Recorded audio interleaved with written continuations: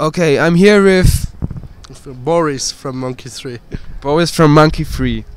I saw you guys in Hamburg a few months ago, and I and two other guys were the only ones. And then today you played the Desertfest Berlin, and the room was packed, full.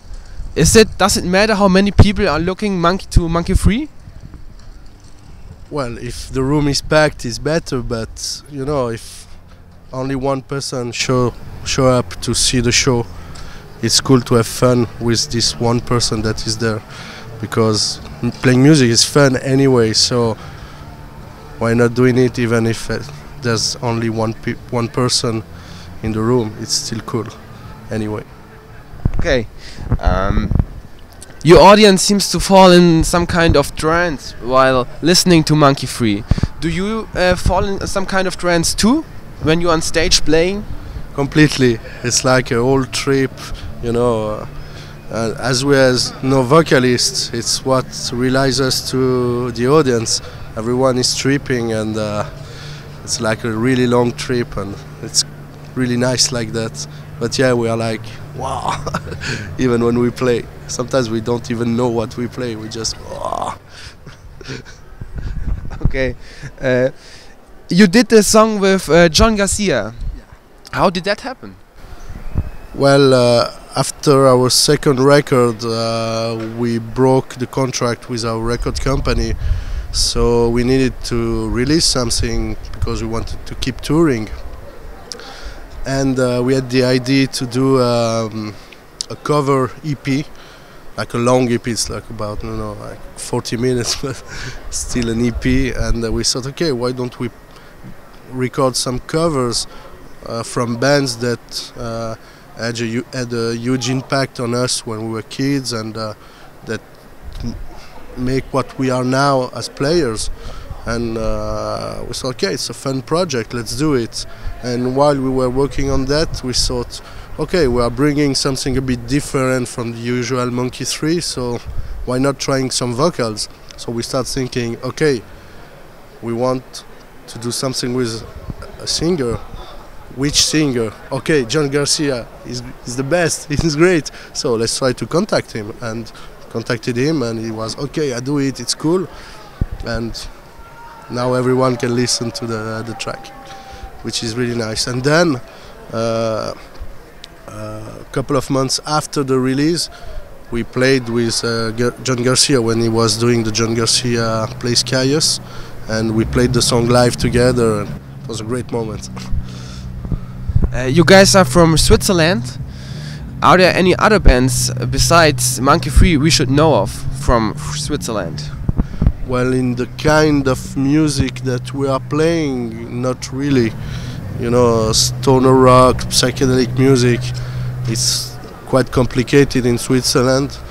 There's a band in the German part, we are from the French part. So in the German part there's a band called Leech, which is a bit more post-rock, but a really nice band to discover. Then everyone knows Crocus, Young Gods, Gotthard. But then there's a really cool metal band called Kruger, which I think you should listen to. They are roommates from us, but it's a really, really nice band if you like metal in New Roses vibe. Really cool band, Kruger. Tell us about Up in Smoke 4. It's a big tour. How did that happen? Well, we are on the roster of Sound of Liberation, and they already did 3 editions of the Up in Smoke. And when we were in Würzburg to play the Psychedelic Network Festival last year, Mate talked to us about this thing that might happen, and we were like, okay, yeah, it's really nice, and then we start talking about it, and now it will happen in September, which is a really nice tour, a lot of fun, cool places to play, and Glowson and Grand Loom, the other 2 bands that will play the tour. Do you know them? Yeah, really nice bands. And Glowson, we know them, because they are from France, and several times we played in France, we met them, and and both bands are really great bands, so we are looking forward to play this tour. Monkey3 is existing since 2001. Is there something that has never changed or you would like to change? Yeah, it's almost 11 years now that we're playing. Well, we started more as a jam band, you know.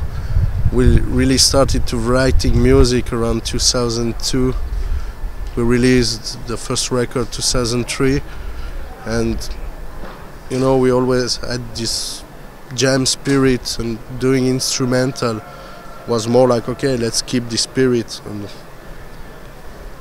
And I don't know, like 11 years after, well, we are happy about what we're doing, and we still have to work really hard to try to do it better and go, you know, further and further, and trying to explore more